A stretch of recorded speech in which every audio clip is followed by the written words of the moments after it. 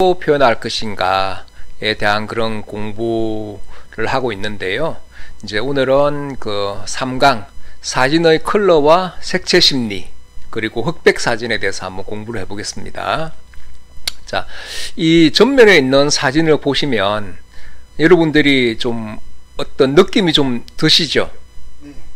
거의 전부 대부분 다 이 소위 말하는 그 핑크색이 전면에 많이 80% 정도가 이제 배치가 돼 있죠. 근데 우리가 여러분들이 보통 핑크색 하면 머릿속에 떠오르는 이미지가 좀 있죠. 소위 말하는 어떤 홍등가라든지 또 아니면 여성 이런 걸 상징하기도 하고, 그래서 말 그대로 이 핑크색이나 붉은색은 좀 여성성을 상징을 많이 합니다.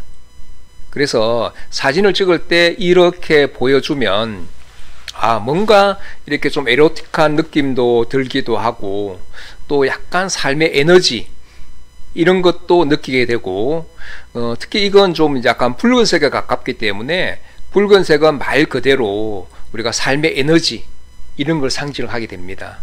자, 그래서 실제로 이제 이 사진을 찍을 때 저는 알죠. 이게 이제 어디서 찍었고 어떤 매장이다라는 걸 저는 알죠. 그래서 저도 사진을 찍고 난 다음에 이걸 보기도 하고 또 찍기 전에 보니까 이제 배경에 있는 이 부분에 이제 이렇게 핑크색으로 빛나는 이 부분의 안에 있는 매장은 뭐냐면, 그러니까 트라이엄프라고 그런 여성 이제 명품 소국 매장이거든요. 그러니까 당연히 조명을 핑크색으로 만들어 놓은 거죠. 자, 그리고 여기 자세히 보시면 여기에 나와 있습니다. 이런 이제 이게 아주 작게 나와 있죠. 이런 힌트들이. 그죠? 이 부분에. 근데 이제 여기서는 그런 이제 제가 어떤 핑크색의 어떤 색채 심리를 미리 이제 알고 길 건너편에서 기다리고 있었죠. 왜? 이 사람이 지나가기를 기다리고 있는 거죠. 그래서 여러분들이 사진을 구성할 때도 마찬가지입니다. 그러니까 일반적으로 좋은 사진은 그 한 장의 사진 안에 어떤 스토리, 이야기가 있는 사진이 좋은 사진이거든요. 그래야 사진이 스스로 말하게 될 수 있으니까 좋은 사진이고, 근데 조금 이제 2, 3분 정도 기다리니까 마침 이 아저씨가 여기서부터 쭉 걸어오더라고요. 그래서 거의 이제 3분할 지점을 지날 때 제가 셔터를 잠깐 눌렀었거든요. 그러니까 저 핑크색 배경하고 이 아저씨하고 같이 어느 정도 이제 조화를 이루어서 이런 사진이 나오게 됐는데, 그래서 이 사진이 주는 메시지는 뭐냐면 저 핑크색은 사실 유혹을 상징하거든요. 근데 이 아저씨는 그 유혹을 뿌리치고 집으로 돌아가는 착한 아저씨, 뭐 이런 스토리입니다. 이런 스토리고, 또 그래서 이 색을 가지고 우리가 구성을 할 때도 아주 단순하게 구성을 해야 그런 스토리가 잘 전달된다는 이야기죠. 그리고 또 이 사진에서 보시면 건물의 수평 수직이 정확하게 맞죠. 특히 이제 건물을 배경으로 찍거나 조형물을 배경으로 찍을 때는 수평선 수직이 정확하게 맞아 주어야 안정감이 느껴집니다. 찍으실 때 항상 그런 식으로 염두에 두서 찍으시면 좋고요.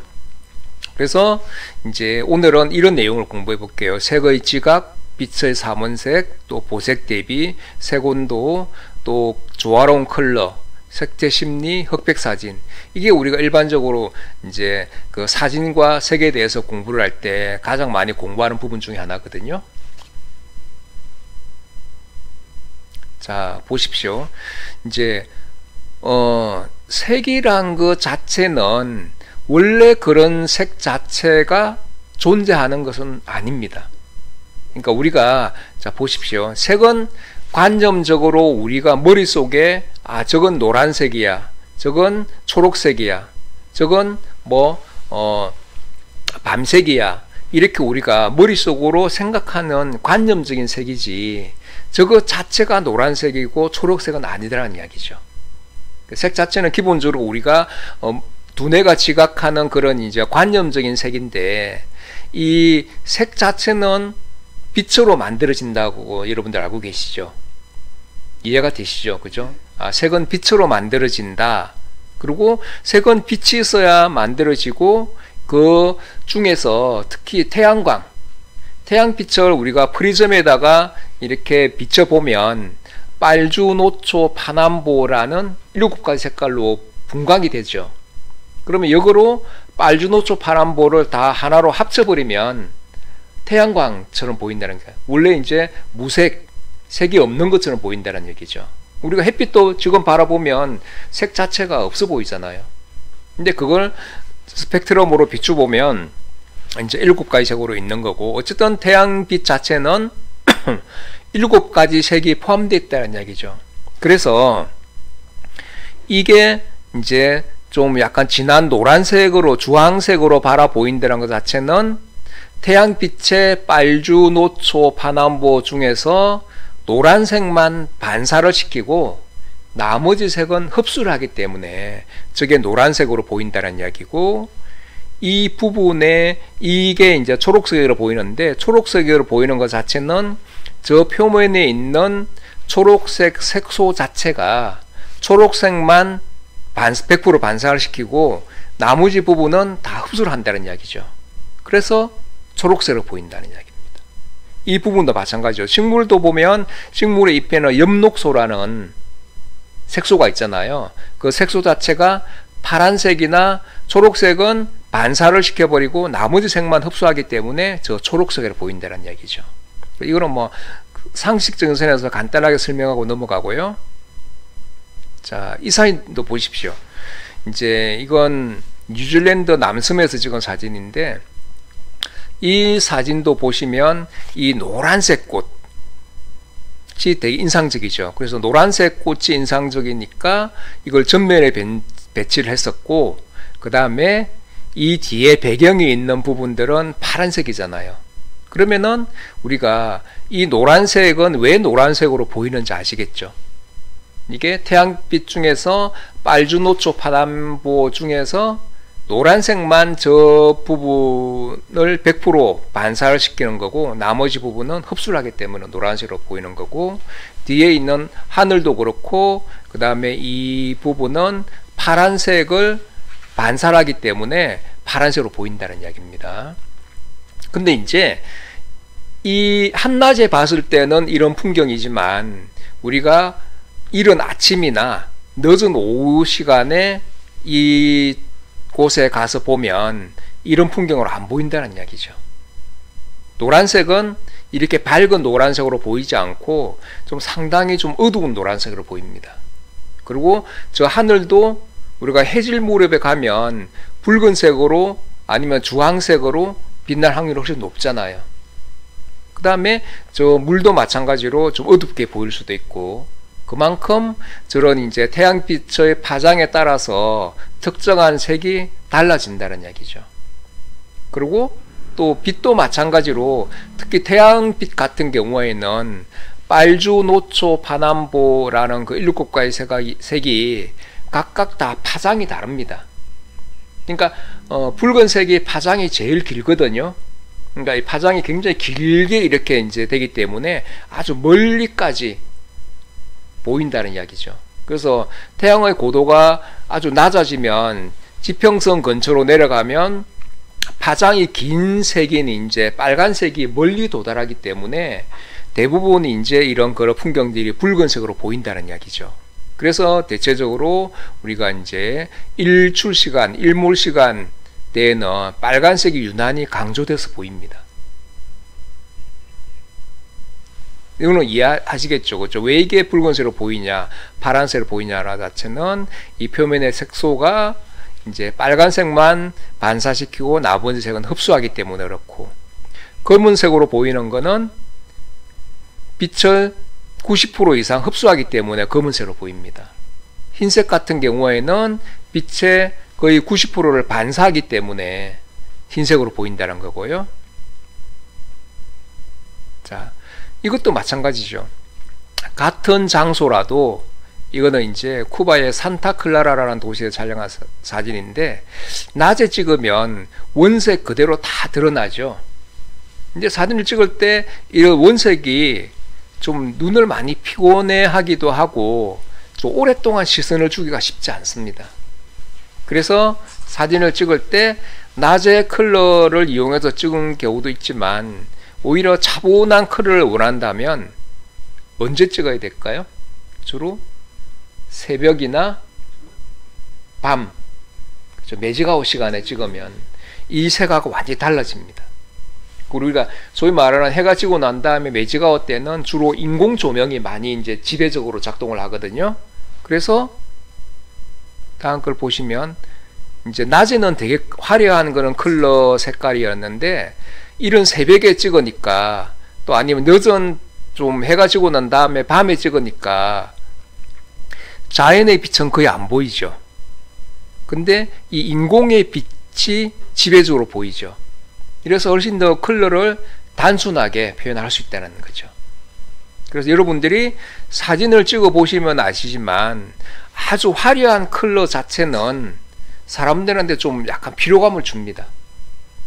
좀 그렇지 않던가요? 그죠? 너무 이 프레임 자체가 막 휘황찬란하고 총천연색이다 그러면 굉장히 눈이 피곤해 합니다. 오래 못 본다는 이야기죠. 그래서 가능하면 사진을 찍을 때는 2가지 색이나 최소한 많이 쓰더라도 3가지 이내. 그 다음에 또 흑백 사진을 많이 권장하는 이유도 흑백은 흑과 백 2가지 컬러만 있잖아요. 그렇죠? 그래서 가능하면 색을 단순화시키라는 이야기죠.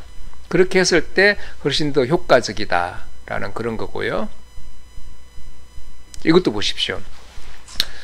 낮에 찍으면 이 부분의 색은 아주 진한 그런 이제 파란색으로 보이고 여기는 아주 노란색으로 보입니다. 근데 이제 새벽에 찍었으니까 이 부분은 좀 흐릿한 그런 이제 그 블루로 표현됐고 이것도 흐린 아주 약한 그런 노란색으로 표현됐죠. 이 부분도 더 이제 많이 어둠으로 감춰져 있고 특히 이 안에 있는 부분도 많이 감춰졌죠. 그래서 색을 단순화시키는 거죠. 이런 빛의 시간대에 따라서. 자, 그 다음에 이제 2번째 우리가 사진을 찍을 때 많이 활용하는 것 중에 하나가 이제 빛의 삼원색을 가지고 이제 많이 찍는데 최소한 이 빛의 삼원색, 그러니까 레드, 그린, 블루 이것만 가지고 찍어도 색이 이제 조금 더 조화롭게 좀 시각적인 질서가 잡혀 있게끔 찍을 수 있다는 그런 이야기입니다. 그리고 우리가 여러분들이 쓰는 카메라, 그 다음에 뭐 휴대폰, 이런 TV, 브라운관, 모니터 이런 게 다 이제 빛을 만들 때, 색을 만들 때 이 RGB 방식으로 색을 만들어냅니다. 근데 이건 색을 서로 섞으면 섞을수록 하얘집니다. 그래서 이 레드, 그린, 블루 이걸 각각 100%씩 섞으면 이 화이트가 만들어지는 거죠. 100% 섞으면. 자, 근데 이제 그 반면에 보통은 이제 전통적인 우리 방식으로서는 물감 있죠, 물감. 물감이나 잉크 같은 경우에는 이제 섞으면 섞을수록 어두워집니다. 이게 블랙이 만들어지는 거죠. 그래서 마젠타 100%, 옐로우 100%, 시안 100%를 섞으면 블랙으로 표현이 되거든요. 그래서 이 RGB 방식 같은 경우에는 빛을 섞으면 섞을수록 밝아지기 때문에 가산 혼합이라 그러고, 그 다음에 이 물감의 삼원색 같은 경우는 섞으면 섞을수록 어두워집니다. 그래서 감산 혼합이라 그러거든요. 그러니까 이 명도가 낮아지기 때문에 어두워진다는 이야기죠. 그래서 여러분들이 이 특징을 좀 알고 계시면 좋고요. 왜 이 이야기를 하냐면 우리가 카메라가 색을 만들어내는 그 방식은 이 RGB 방식이거든요. 그래서 우리가 카메라라든지 TV 모니터에서 사진을 봤을 때는 아주 색감이 뛰어나고 좋습니다. 근데 그걸 이제 인쇄를 해버리면 색 정보가 많이 죽기 때문에 좀 탁하거나 흐리 보인다는 이야기죠. 그래서 그런 차이점을 여러분들이 조금 알고 있으면 다음에 이제 인쇄할 때 조금 그런 차이점을 알 수가 있고요. 자, 그 다음에 또 여러분들이 이제 많이 실제 현장에서 이 구성을 할 때 이걸 많이 쓰게 됩니다. 자, 보십시오. 보통 일반적으로 이걸 이제 색상환에서 보색 대비를 많이 쓰게 되거든요. 근데 이건 실제 우리가 현장에서 쓸 수 있는 거기 때문에 이 부분 유심히 한번 살펴보십시오. 대체적으로 이 색을 이제 보통 뭐 16개나 24개 이런 색상환, 색을 이제 둥글게 표현한 것을 색상환이라 그러는데요. 대체적으로 이쪽 부분을 이렇게 가운데를 끄면 이 위쪽 부분은 따뜻한 색 계열이죠. 이걸 보통 이제 따뜻한 색 계열이고 이 반대쪽은 좀 차가운 색 계열이잖아요. 그래서 우리가 따뜻한 색하고 그 다음에 차가운 색은 성질이 다릅니다. 그러니까 따뜻한 색은 당연히 좀 밝고 따뜻하고 희망적이고 온기가 느껴지는 그런 색인 반면에 이 반대쪽에 있는 차가운 색 계열은 말 그대로 차분하고 그 다음에 좀 사색적이고 좀 상쾌하거나 좀 시원한 또 안정감 이런 걸 주는 색이거든요. 그러니까 성질이 서로 완전히 다르다는 이야기죠. 근데 여기서 보색 대비는 정확하게 이제 이 반대편에 있는 이 부분들이 있죠. 그러니까 이게 서로 강한 반대색인 보색 대비를 이루거든요. 그래서 여러분들이 가능하면 사진을 찍을 때 이제 이쪽에 노란색, 요즘에는 이제 노란색 산수유 꽃이나 아니면 개나리 꽃이 많이 피잖아요. 그러면은 이 색이 노란색이 주 피사체가 되고 이걸 드러내려면 배경이 남색이나 군청색이나 감청색이나 파란색 이 계열이 있는 배경 앞에다가 노란색을 배치를 하면 훨씬 더 노란색이 돋보인다는 이야기죠. 그리고 또 마찬가지로 이 이제 대체적으로 파란색 배경 앞에다가 빨간색을 배치를 하면 빨간색이 훨씬 더 앞으로 튀어나온다는 얘기죠. 대충 아시겠죠? 그래서 여러분들이 현장에 나가서는 항상 현장에 맞는 적극적인 프레이밍이 필요한데 그때는 주 피사체뿐만 아니라 배경도 중요하거든요. 그러니까 기왕이면 주 피사체를 드러내려면 배경이 어둡게 표현돼야 되잖아요. 그죠? 그리고 또 이제 반대로 보색 대비가 이루어지면 훨씬 더 주 피사체가 드러난다는 이야기죠. 그래서 우리가 실제 상황에서도 이 색상환을 이용해서 보색 대비를 많이 활용을 합니다. 자, 이것도 보십시오. 여기도 보색 대비를 이런 식으로 할 수 있는 거죠. 기본적으로 보십시오. 제가 이제 봤을 때는 이 부분이 파란색이 많이 지배적으로 돼 있잖아요. 그러면은 현장에서 프레이밍을 할 때 이 부분과 이 부분은 서로 이제 고정되어 있는 부분이니까 하늘도 대체로 파란색으로 표현이 되어 있죠. 그러면 하늘 파란색, 이 배경이 파란색, 그리고 그러면은 이 여기 있는 이 부분 노란색하고 빨간색하고 이 부분은 서로 보색 대비를 이루니까 강하게 튀죠. 그러니까 이런 식으로 현장에서 적극적으로 여러분들이 구성을 해보라는 이야기죠. 보고 그 다음에 또 하나 이제 현지 주민들을 넣을 수 있으면 좋은데 이 친구도 거의 빨간색하고 파란색을 같이 이제 의상을 입고 있으니까 여기도 자체 그 보색 대비를 이루고 있죠.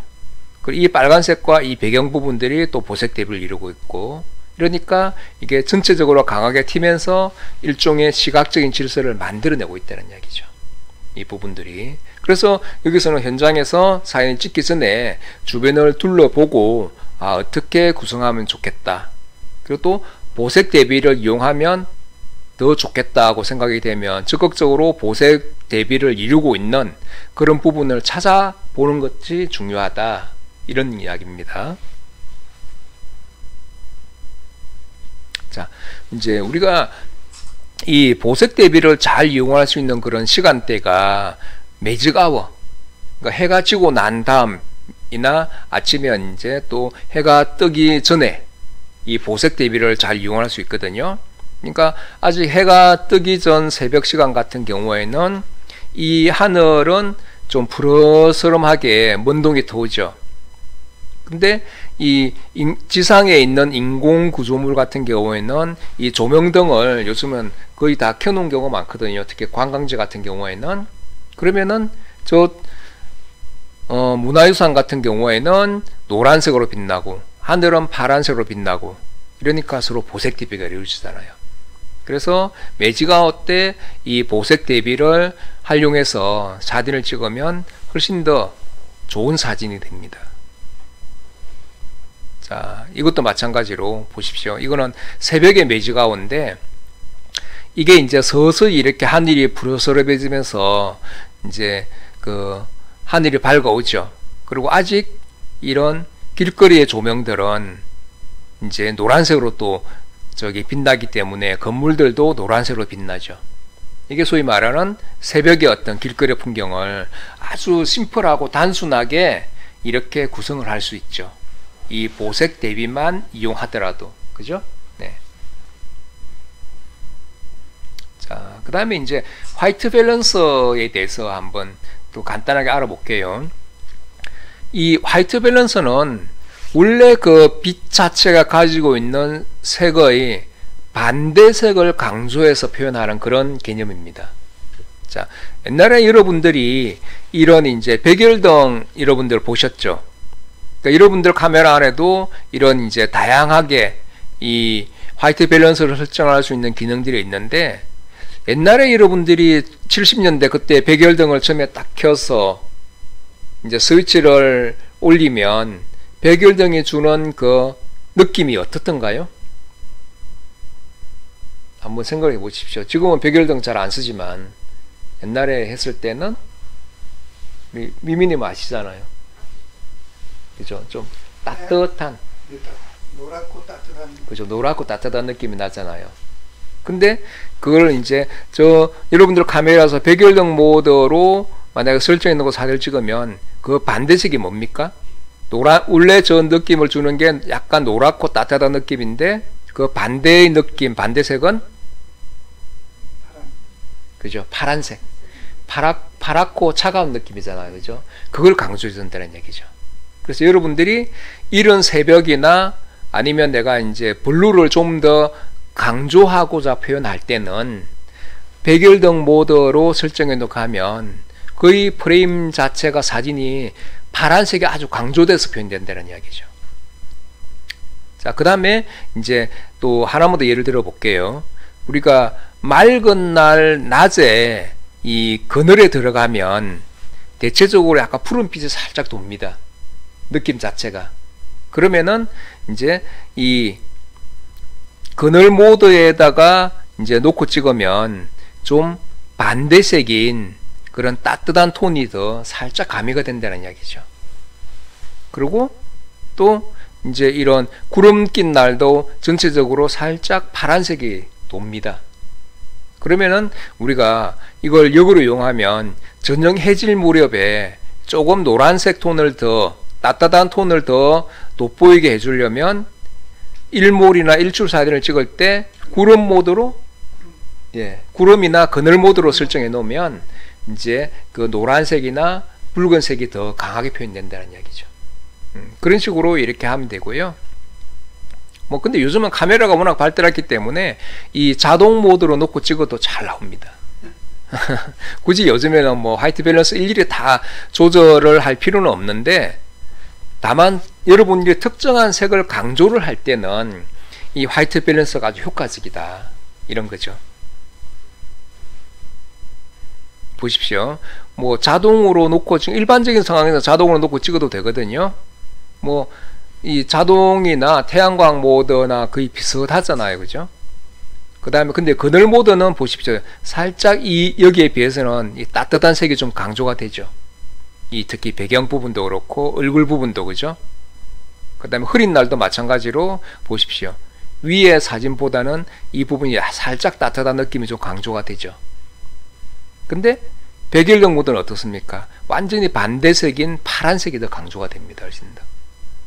근데 플래시는 거의 뭐 이 이제 그늘 모드하고 비슷하죠. 플래시가 하면 약간 따뜻한 색을 좀 강조를 하거나 뭐 흐린 날하고도 비슷하고. 자, 그래서 현장에서 여러분들이 특히 이제 이 화이트 밸런서를 좀 적용해서 찍는 경우에는 어떻게 하냐면 이건 체코의 프라하성을 배경으로 찍은 사진인데요.